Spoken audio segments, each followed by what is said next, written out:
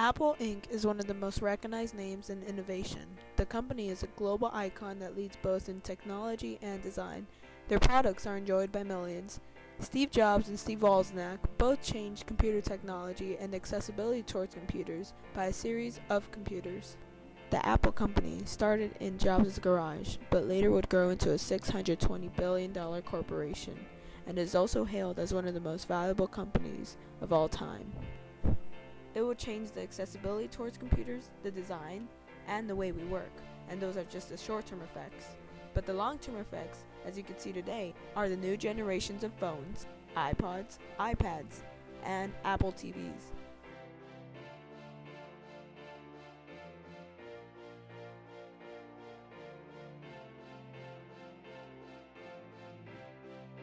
But all the new technology had to start somewhere.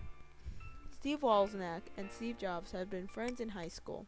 They both had been interested in electronics, and both had been perceived as outsiders. They kept in touch after graduation. Both ended up dropping out of school and getting jobs working for companies in Silicon Valley.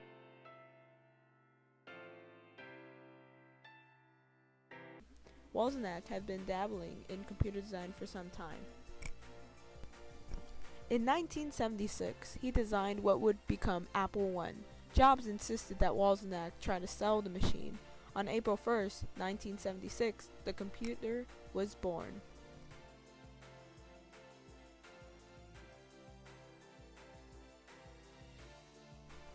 The Apple I was Apple's first product, and to finance its creation, Jobs sold his only means of transportation, a VW microbus, and Wozniak sold his HP 65 calculator for $500. It was demonstrated July 1976 at the Homebrew Computer Club in Palo Alto, California.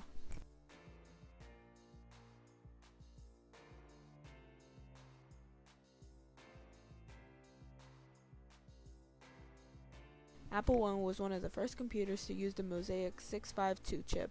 In fact, that is why it made Apple I so special, because it allowed for better graphics on the computers. In 1977, the Apple II was born, and also the famous rainbow Apple logo was born. Steve Jobs added in the colors to the logo to reflect the Apple's superior color output.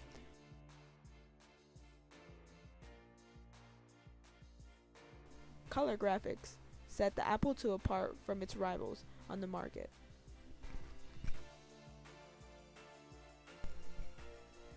While the Apple I had been a great toy for computer hobbyists, the Apple II was something entirely different.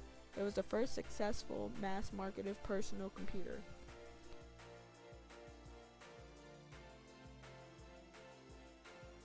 The release of the computer made the accessibility towards computers go up. Also, another computer, the Lisa, made this possible.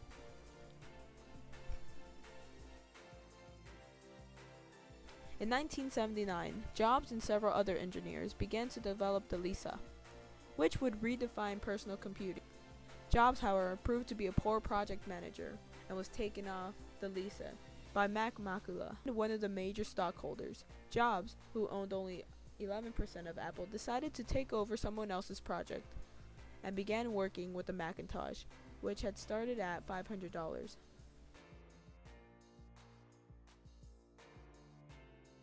The Macintosh, for most of us, was the computer that started it all. In the first demonstration of the product at Macworld, Steve Jobs pulled out the very first Macintosh out of the bag and demonstrated the product features that we all take for granted now. First released in 1978 with just 12 gigabytes. First released in 1977 with just 12 gigabytes of ROM and maximum 6 color screen resolution of 280 by 292, the Apple II took computing world by storm. The computer remained a mainstay in Apple's product line even after the first Macs were released. The last version, the LLGS, was released in 1986 and it looked a lot like the first Mac II, which released the following year, but by then Apple had also developed a Mac like GIL for the early computer. With its bundle software relatively affordable, storage via cassettes and floppies, the original Apple II and its offspring became popular with corporate users and students alike.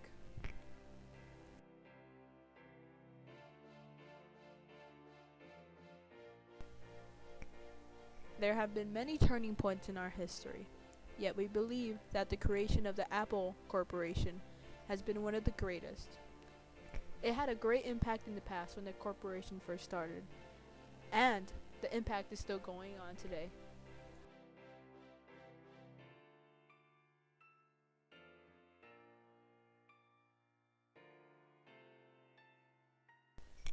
Part of the reason why we're so advanced in technology is due to the Apple Corporation for launching different technological devices. The devices also serve as entertainment or can ease work. Finally, the corporation has given so many people employment,